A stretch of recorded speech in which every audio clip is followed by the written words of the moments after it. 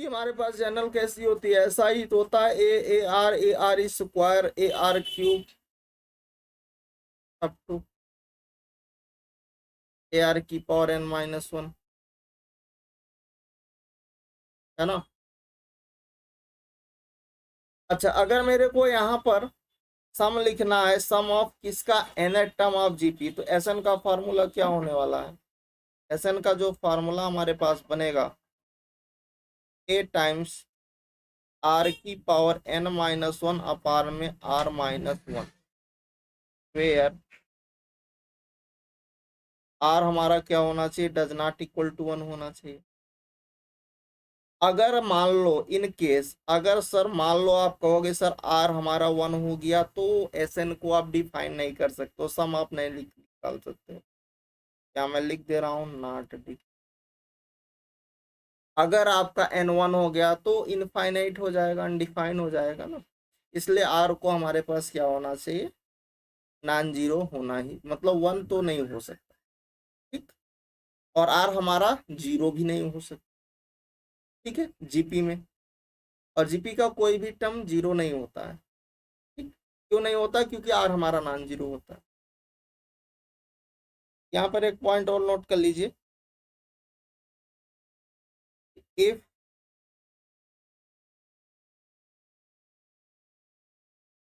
Terms और infinite, अगर उसके पास इनफाइनाइट टर्म्स हैं तो देन सम ऑफ जीपी क्या होगा, इनफाइनाइट जीपी का जो फार्मूला बनेगा वो क्या बनेगा, एस इनफिनिटी इक्वल टू ए अपान में वन माइनस आर, वेयर तो आर होगा वो हमारे पास वन और माइनस वन के बीच लाई करेगा, या फिर मैं उसको दूसरे भाषा में लिखूँ तो ये लिख सकता हूँ, mod of r less than one को डिफाइन करोगे तो माइनस वन से वन के बीच आने वाला, ठीक है। तो बाकी ये फार्मूला हमने अभी पीछे भी बात कर चुका, फिर से मैंने रिवाइज कर दिया।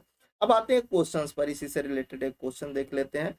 हमें यहाँ पर क्या दे रखा है, इस टाइप के क्वेश्चन आपके एग्जाम्स में आ सकते हैं, तो इसको आपको ध्यान रखना है, प्रोसेस कैसे फॉलो करना है। The sum of 20 term of a sequence, यहाँ पर हमारे पास 0.7 0.77 0.77 इस तरह से आपको ऐसे 20 टर्म तक जा रहा है, ठीक है। तो हमें यहाँ पर किसकी बात करना है, हमें S20 की बात करना, मतलब 20 टर्म का सम चाहिए S20, ठीक। और S20 चाहिए, कुछ ऐसा लिखा हुआ है 0.7, है ना। तो अगर मैं सम हमें निकालना तो हम इसको ऐसा लिख सकते हैं, 0.7 को 7/10 कर दें, इसको मैं कर दूं 77/100, ठीक है। इसको नेक्स्ट वाले को 777, ठीक है, अपान में 1000, इस तरह से अपन कहाँ तक जाएंगे, 20 टर्म तक जाएंगे, क्योंकि मेरे को 20 टर्म का ही सम चाहिए, ठीक है। अब आप इसमें एक कॉन्सेप्ट ये कर सकते हो, भाई मैं 7 से 7 को कॉमन कर दूं और मैं ऊपर उसके पावर में 9 का मल्टीप्लाई कर देता हूँ, 9 का मल्टीप्लाई मेरे को लाना है, तो मैं ऐसा कर रहा हूँ, मैं 7 कॉमन कर रहा हूँ और 9 से मैं डिवाइड कर ले रहा हूँ। 9 अगर मैं ओवरऑल कॉमन करूंगा तो हर के नोमिनेटर में 9 से मल्टीप्लाई हो जाएगा। कहने का सेंस ऐसा है कि 7 आप कर रहे हो तो यहाँ 1 आ गया, और 1 जब आप 9 कॉमन करोगे तो 9 का मल्टीप्लाई हो जाएगा, तो यहाँ 9 होगा, क्योंकि कट के तो सेम आना चाहिए ना, तो ऊपर 9/10 ये बन गया। ये क्या होगा, ये 99/100 बन गया। अगला वाला क्या होगा, ये 999/1000 बन गया। इस तरह से आपको ये 20 टर्म तक गया,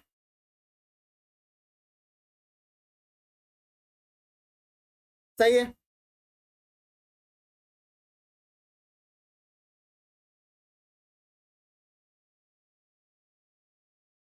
अब आप इसको यहाँ पर देखो, ये 10 है, इसको मेरे को इस 9 को चेंज करना है, थोड़ा सा आसान बनाना है, तो अपन इसको 10 को 9 को 10-1 कर सकते हैं, 99 को 100-1 कर सकते हैं।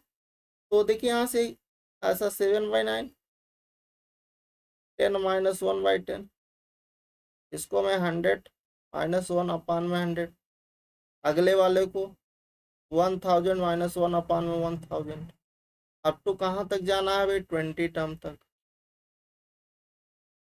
सही है।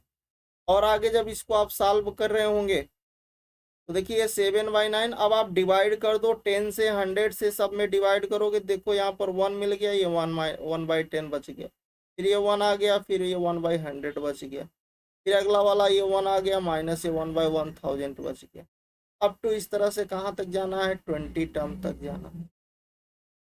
सही है। अब 1 कितने टाइम रिपीट कर रहा है, चूंकि 20 टर्म तक जाना था, 20 टाइम, तो मतलब 20 हो गया। तो देखो ये 7/9 हो गया, ये 20 आ गया। कि यहाँ पर आप माइनस को आप चाहो तो कॉमन कर सकते हो, तो यहाँ आ गया 1/10, ये हो गया 1/100, ये हो गया 1/1000। अब तो इस तरह से कहाँ तक, 20 टर्म तक। अब आपके पास ये 20 टर्म की जीपी बन गई, ये 20 टर्म की जीपी बन गई। और जब ये जीपी बन गई तो आप सम ऑफ 20 टर्म का जीपी का फॉर्मूला लगा करके इसको सॉल्व कर सकते हो। तो देखो यहाँ पर कैसे आप निकालोगे, देखो 7/9 तुम्हारे पास चल ही रहा था, है ना। उसके बाद 20 मैंने सम किया था, फिर मैंने माइनस को कॉमन किया था, और यही था ना 1/10, 1/100, 1000 plus up to 20 term, right. अच्छा, अब इसी को आप सॉल्व कर लीजिए। ये हो गया 7/9, ये 20 रहेगा ही। आप जीपी का 20 सम का फार्मूला लगा दो। यहाँ पर फर्स्ट टर्म कितना है, first term a is equal to 1/10 है, आर कितना, कॉमन रेशियो 1/10 का ही है ना। तो यहाँ पर आपके पास क्या आ जाएगा फार्मूला, ए मतलब 1/10, आर की 1 माइनस आर की पावर एन, ठीक है। कि यहाँ पर जो आर है वो लेस देन 1 है, ठीक। तो यहाँ पर 1 माइनस हमें करना पड़ेगा, आर की पावर एन मतलब 1/10 की पावर कितना, एन आपका कितना है, 20 टर्म का सम चाहिए, तो 20 तक जाएंगे, अपान में 1 माइनस आर 1/10। ठीक, अभी मैंने पीछे जो फार्मूला बताया था वो हमारे पास क्या था, यहाँ पर आर जो है हमारे पास क्या है, 1 से लेस है, 0 पॉइंट समथिंग, आर 0.1 है, तो हम 1 माइनस करेंगे, ठीक। तो अपन इसको सॉल्व कर लीजिए और आपको आंसर यहीं से मिल जाएगा। तो अपन इसको सॉल्व कर देते हैं, 7/9, ये 20 हो गया, माइनस देखो ये 1/10, यहाँ से एलसीएम लोगे तो ये आपके पास 9/10 ऊपर जाएगा, 10/9 बन जाएगा, सही है। और इधर अपन एलसीएम कर लेना, इसको ऊपर कर लेना पावर को, तो ये 1 माइनस पावर 20 हो जाएगा, इससे इसको कट कर देना, सही है। और आगे सॉल्व कर लो, तो देखो ये 7/9 हो गया, ठीक। और यहाँ 1/9 आ गया। अच्छा, इसका एलसीएम कर लेना, तो ये 180 बनेगा, और इस माइनस का मल्टीप्लाई होगा, -1 हो जाएगा, अपान में ये 9 होगा, और माइनस माइनस का यहाँ पर कितना प्लस हो गया, और मल्टीप्लाई कर लेना, तो 10 की पावर -20 ये 9 बन, ठीक है। तो इस यहाँ से आंसर आ जाएगा 7/9, 179/9। इसको अपन लिखना चाहो तो क्या लिख सकते हो, अभी ऐसे ही रहने दो, एक लाइन और आप बढ़ा लो, 9 को कॉमन कर लो, 1/9 को, 1/9 को कॉमन करोगे तो 7 अपान में 81 आ जाएगा, और यहाँ पर आपके पास कितना होगा, 179 प्लस में 10 की पावर माइनस में 20। तो ये आपका फाइनल आंसर हो जाएगा, ठीक है। तो देख लो कौन सा ऑप्शन सही था, that is the option number C will be correct, ठीक। ये तो मिस्टेक है भाई, यहाँ 20 करिएगा, भाई प्रिंटेड मिस्टेक है, सही है। 7/81, 179 प्लस 10 की पावर -20, ठीक।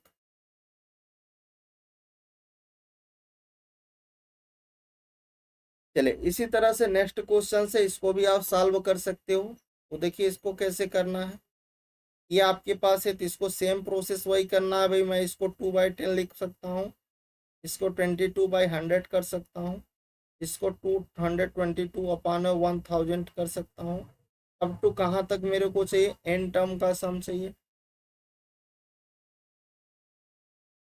एन टर्म का सम चाहिए, है ना। कैसे ना हमें निकालना, सेम प्रोसेस करना है, 2 को कॉमन करना है, 9 से डिवाइड करोगे तो नोमिनेटर में मल्टीप्लाई हो जाएगा। ये आप कॉन्सेप्ट समझ पा रहे हो। जैसे ये 2/10 है, अगर मैं बोलूँ कि भाई मैं यहाँ 2 से कॉमन कर रहा हूँ और 9 से मैं डिवाइड कर रहा हूँ, तो अपन कहोगे सर ये सेम होना चाहिए। कब होगा? जब यहाँ ओपन नोमिनेटर में 9 से मल्टीप्लाई हो और यहाँ 10, तो जब इससे कट करोगे तो सेम यही तो आएगा। वही काम यहाँ पर हो रहा है, अपना काम आसान करने के लिए। तो मैंने यहाँ पर 2 कॉमन किया और 9 से 1/9 को कॉमन कर लिया, तो मल्टीप्लाई में चला गया, पावर में, सॉरी नोमिनेटर में। ठीक है, तो यहाँ आ गया 9/10, ये हो गया 99/100, और ये हो गया आपके पास 999/1000 plus up to n terms.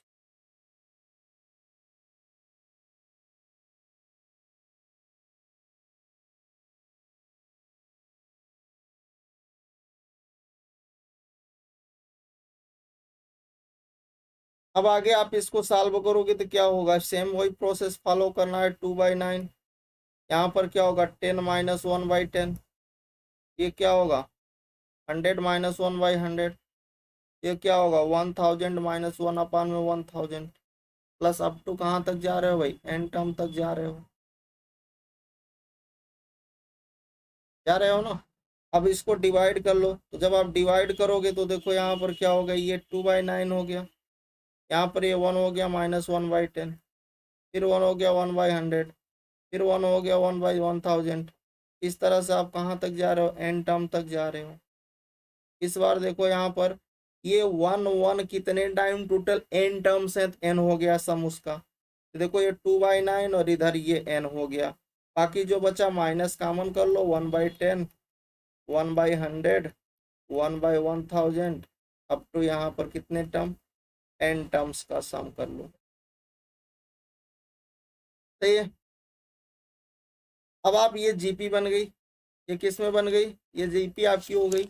और जब ये जीपी हो गई तो आप इसको आगे सॉल्व कर सकते हो। तो देखो आपको क्या मिल गया? यहाँ 2/9, यहाँ एन आ गया था, और जीपी का फार्मूला लगाओगे तो काम फर्स्ट टर्म क्या होगा? फर्स्ट टर्म 1/10 होगा, कॉमन रेशियो 1/10 होगा।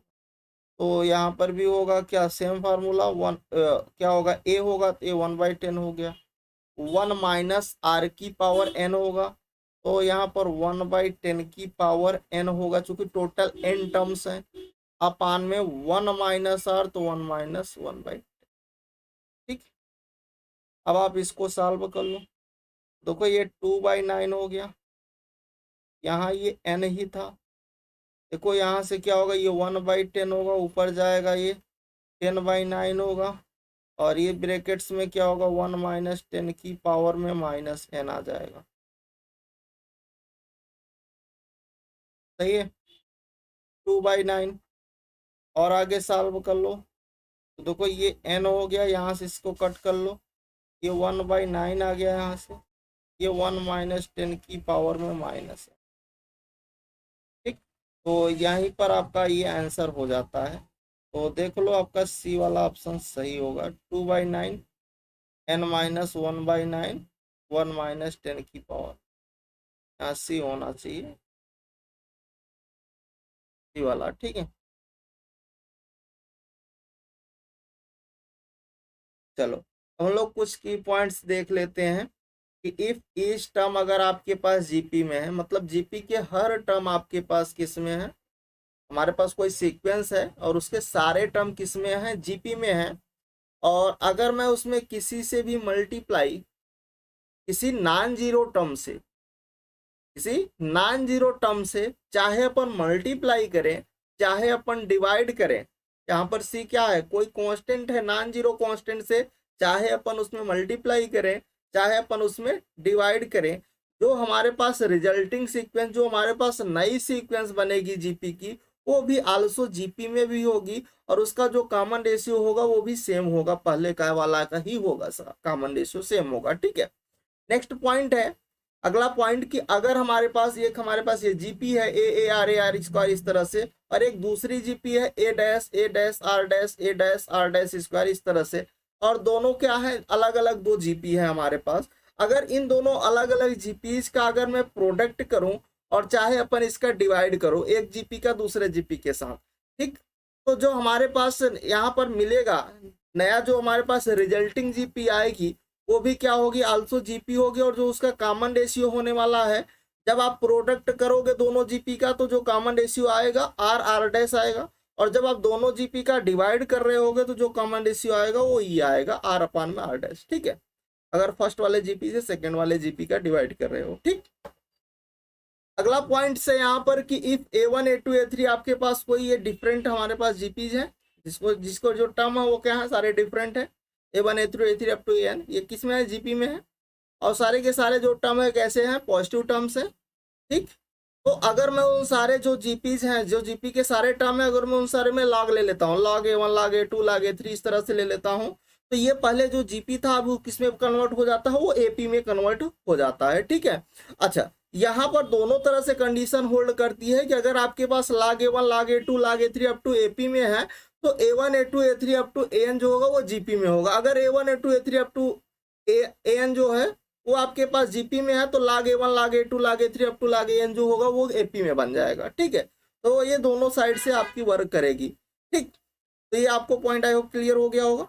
चलिए आते हैं नेक्स्ट पॉइंट पर कि अगर आपके पास A1 A2 A3 up to AN क्या है, एपी में है, ठीक है। ये सारे के सारे कैसे हैं, नॉन जीरोज हैं, जो कि नॉन जीरो टर्म्स है, ठीक है। A1 A2 A3 up to AN किस में, एपी में है। तो अगर मैं इन सारे एपीज को किसी कांस्टेंट की पावर में कर दूं, मतलब ए की पावर A1 ए की पावर A2 A3 की ए की पावर A3 अप टू ए की पावर AN, तो ये जो नया हमारे पास टर्म आ रहे हैं, जो हमारे पास नई सीक्वेंस बनेगी, अब ये जीपी में हो जाएगी और जिसका कॉमन रेशियो क्या बनेगा, ए की पावर डी बनेगा। कैसे बन पा रहा है, क्योंकि ये आपके पास एपी में था और एपी में है तो कॉमन डिफरेंस डी बनने वाला है। तो यहाँ पर जब हम लोग इसमें बात करेंगे तो ये जीपी बन रही है, तो जीपी में क्या होगा, ए की पावर, यहाँ पर ए कांस्टेंट है सब में, उसका जो पावर है वो किस में था, वो एपी में था, पावर एपी में है और ए कांस्टेंट है, तो जो हमारे पास कॉमन रेशियो बनेगा वो क्या बनने वाला है, ए की पावर डी बनने वाला है, ठीक। नेक्स्ट पॉइंट है कि अगर कोई हमारे पास दो सीक्वेंस है, एक तो हमारे पास A1 A2 up to AN है, दोनों सीक्वेंस किसमें, जीपी में है, एक दूसरी सीक्वेंस है B1 B2 up to BN है, ठीक है, दोनों के दोनों जीपी में है। अगर दोनों सीक्वेंस का, जो जीपी के दोनों सीक्वेंस अगर दोनों का एडिशन करूं या सब्ट्रैक्शन करूं तो कोई जरूरी नहीं है कि जो नई हमारे पास रिजल्टिंग सीक्वेंस आएगी वो भी जीपी में ही हो, ये कोई जरूरी नहीं है। नेक्स्ट पॉइंट पर आते हैं कि अगर हमारे पास एबीसी एपी में है, कोई तीन टर्म्स है सीक्वेंस की एबीसी और वो एपी में है, एज वेल है एपी में भी है एज वेल है वो जीपी में भी है, तो अगर वो एपी और जीपी दोनों में होते हैं तो यहाँ से रिजल्ट निकलता है कि ए बी और सी तीनों क्या होंगे, इक्वल होंगे, तभी वो एपी और जीपी हो सकते हैं, ठीक है। नेक्स्ट पॉइंट है हमारे पास कि if A B C D are in GP, अगर आपके पास A B C D up to इस तरह से हमारे पास टर्म्स हैं, A B C D E F, इस तरह से हमारे पास टर्म है और जो हमारे पास ये सीक्वेंस है वो किस में है, जीपी में है, ठीक है। अगर मैं इसका प्रोपोर्शनल करूं, they are also contain the proportional, proportion उसका करूं मतलब ए बाई बी और फिर कंटिन्यूस कर रहा हूं, ए बाई बी फिर बी बाई सी और फिर सी बाई डी, तो ये जो आने वाला है वो 1/r के ही इक्वल आने वाला है, ठीक है। सारे के सारे ए बाई बी फिर बी बाई सी फिर सी बाई डी सारे के सारे इक्वल होंगे और किसके इक्वल आएंगे, 1/r के, ठीक। नेक्स्ट पॉइंट है हमारे पास कि अगर आपके पास फर्स्ट टर्म जीपी का, if first term of a GP is n terms is a, and अगर जीपी का जो फर्स्ट n टर्म है वो a है एंड लास्ट टर्म जो है उसका क्या है, l है, तो अगर आप प्रोडक्ट कर रहे हो सारे टर्म का, तो जो जीपी का सारे टर्म का अगर आप प्रोडक्ट कर रहे हो किसके इक्वल होगा, ए एल की पावर n/2 के इक्वल आने वाला है। तो ये सारे रिजल्ट है, आपको रिवाइज करना पड़ेगा, याद रखना पड़ेगा, एक क्वेश्चंस में डायरेक्ट हम लोग यूज करेंगे कि अगर हमारे पास कोई जीपी का एक फर्स्ट टर्म दे रखा है और लास्ट टर्म दे रखा है और सारे जीपी के टर्म का प्रोडक्ट आपसे पूछे तो किसके इक्वल आने वाला है, ए एल की पावर n/2 के, ठीक है। अब आते हैं क्वेश्चंस पर। If a geometric progression consisting of a positive terms, each term equal and sum of the next two terms equal the sum of the next two terms, ठीक है, then the common ratio of the geometric progression is। तो यहाँ पर हम लोग इसको कैसे solve करेंगे। यहाँ पर कह रहा है कि जो प्रत्येक टर्म है each term equal to the sum of the next two terms, यहाँ पर इसको आप अंडरलाइन कर सकते हो कि each terms equal to the sum of the next two terms के इक्वल है, मतलब, और वो किस में है, जीपी में है। तो जीपी में अगर मैं बात कर रहा हूँ each term equal to the sum of the next two term के इक्वल है, मतलब अगर मैं ए आर की पावर एन माइनस वन की बात कर रहा हूँ तो ये किसके इक्वल होगा, ए आर की पावर एन के नेक्स्ट टू टर्म के सम के इक्वल होने वाला है। तो ए आर की power n plus a r की पावर एन प्लस वन के इक्वल होगा। यही तो ये कह रहा है कि each term equal the sum of the next two terms. ये एक कोई टर्म है, मान लीजिए टी एन टर्म है, तो टी एन क्या होगा, ए आर की पावर एन माइनस वन होगा जीपी में, और वो उसका अगला टर्म क्या होने वाला, ए आर की पावर एन, और उसके भी अगला टर्म ए आर की पावर, दोनों के सम के ही इक्वल आने वाला है, यही बोला जा रहा है। अब देखो ए आपका कॉमन करके इसको कट करोगे तो यहाँ पर क्या होगा, ए आर की power n minus one is equal to r की पावर एन प्लस आर की पावर एन प्लस वन, सही है। और आगे अगर इसको आप सॉल्व करो तो इसको मैं लिख सकता हूँ आर की पावर एन बाई आर, ये हो गया आपके पास क्या, आर की पावर एन, आर की पावर एन इंटू में आर, आर आर दोनों साइड से कट जाएगा, आर की पावर एन, तो इधर वन बाई आर बचेगा, इधर वन बचेगा और इधर आर। अब यहाँ से देखो एलसीएम करोगे तो r square r minus one बराबर जीरो, और श्रीधराचार्य जी से इसको सॉल्व करो तो minus one plus minus under root b square मतलब one, minus four a c मतलब फोर अपान में टू इंटू वन, ठीक है। ये बन गया माइनस वन प्लस माइनस का रूट का 5/2।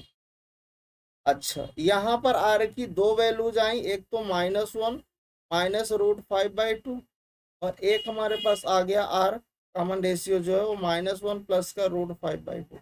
अब दोनों में से कंसीडर कौन सा करेंगे, क्योंकि उन्होंने कहा था कि जो उसके सारे टर्म्स होंगे वो कैसे होने चाहिए, पॉजिटिव टर्म्स होने चाहिए, तो नेगेटिव को तो मैं कंसीडर नहीं करूँगा, तो पॉजिटिव में तो यही आने वाला है ना। तो हमारे पास क्या चाहिए था, हमें कॉमन रेशियो निकालना था, तो हमने आर निकाल दिया, तो आपके पास आर क्या आने वाला है, this is for the D option 1/2 root 5 minus one, सही है।